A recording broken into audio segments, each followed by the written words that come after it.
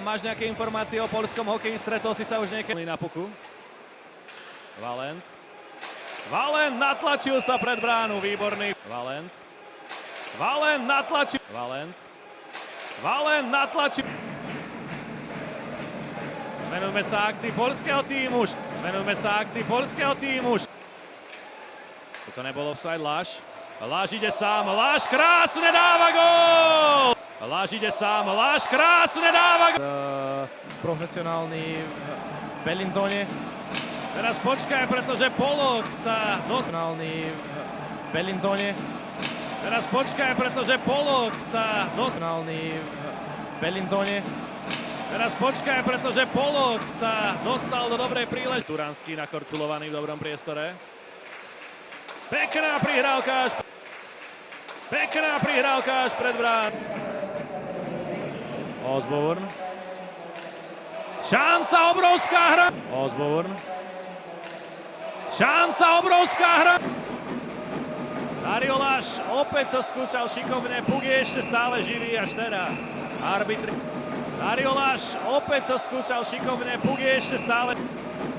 Dario Láš opäť to skúšal šikovne. Puk je ešte stále. Hrnka získal puk. Hrnka! Ďalší gól, pripravené strely, aspoň teraz nie.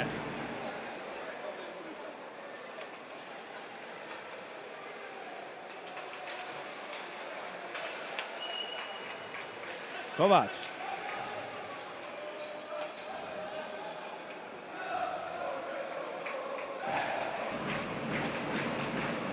Hrnka získal puk. Hrnka!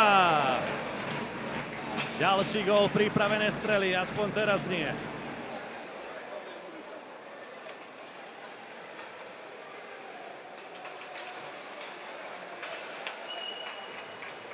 Kováč.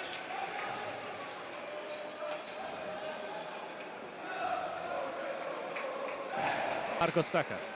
Pozor na chybičku v rozohrávke, Liščarčík. Šanca pre Tichy, obrovská, výborný Gadziev. Olešinský nevystrelí. Možno teraz áno, bránu netrafil Polok, áno a dáva gól. Olešinský nevystrelí. Možno teraz áno, bránu netrafil Polok, áno a dáva svojim spoluhráčom. Pozor na supera, príležitosť. Pozor na túto chybu, Gadziev. Pozor na túto chybu, Gadziev. Puk vyviezol do útočného pásma. Prešiel cez útočnú modrú. Osborne. Puk vyviezol do útočného pásma. Prešiel cez útočnú modrú. Osborne. Pozor na opačnej strane. Tichy rozhodujú. Pozor na opačnej strane. Tichy rozhodujú. Znížené 1-3 z pohľadu Tich, ale pozor teraz možnosť. 1-3 z pohľadu Tich, ale pozor teraz možnosť. 1-3 z pohľadu Tich, ale pozor teraz možnosť.